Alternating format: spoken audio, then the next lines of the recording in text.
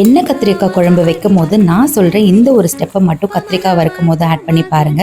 நார்மலா வைக்கிற குழம்பை விட இந்த குழம்பு ரொம்பவே கிரீமியா டேஸ்டியா இருக்கும். கத்திரிக்காய் நல்லா டேஸ்டியா இருக்கணும்னா தயிர் போட்டு மேரினேட் பண்ணுவேன். குழம்பு மிளகாய் தூள், கொஞ்சமா உப்பு, தேவையான அளவு தயிர் எடுத்து நல்லா கரைச்சி எடுத்துக்கோங்க. குட்டி குட்டி கத்திரிக்காயில நம்ம பண்ணி வச்சிருக்க மேரினேஷனை எல்லா இடத்துலயும் படுற மாதிரி சோப் பண்ணி வச்சுட்டு கடல் எண்ணெயில இந்த கத்திரிக்காவை ஆட் பண்ணி நல்லா கோல்டன் ப்ரௌன் வர வரைக்கும் ரோஸ்ட் பண்ணி எடுத்துக்கோங்க. அதே கடாயில தாராளமா நல்லெண்ணெய் ஆட் பண்ணிக்கோங்க. கடுகு, சீரகம், வடகம் இதெல்லாம் பொரிஞ்சதுக்கு அப்புறமா கருவேப்பிலை ஆட் பண்ணிட்டு பூண்டு, சாம்பார் வெங்காயம் பொடியா நறுக்கி சேர்த்து நல்லா வதக்கி எடுத்துக்கோங்க. இது நல்லா ரோஸ்ட் ஆனதுக்கு அப்புறமா மஞ்சத்தூள், 2 ஸ்பூன் குழம்பு மிளகாய் தூள், 1/2 ஸ்பூன் காஷ்மீரி மிளகாய் தூள், 1 ஸ்பூன் அளவு சாம்பார் பொடி சேர்த்து நல்லா வதக்கி எடுத்துட்டு தேவையான அளவு உப்பு ஆட் பண்ணி ஒரு 5 மினிட்ஸ் நல்லா லிட் போட்டு குக் பண்ணுங்க. அரைச்சி வச்சிருக்க புளி, கத்திரிக்காவை சேர்த்துட்டு 1 ஸ்பூன் அளவு வெல்லம், கொஞ்சமா பெப்பர் தூவிட்டு எண்ணெய் பிரியிற வரைக்கும் சிம்ல வச்சு குக் பண்ணீங்கன்னா எண்ணெய் கத்திரிக்காய் குழம்பு ரெடி.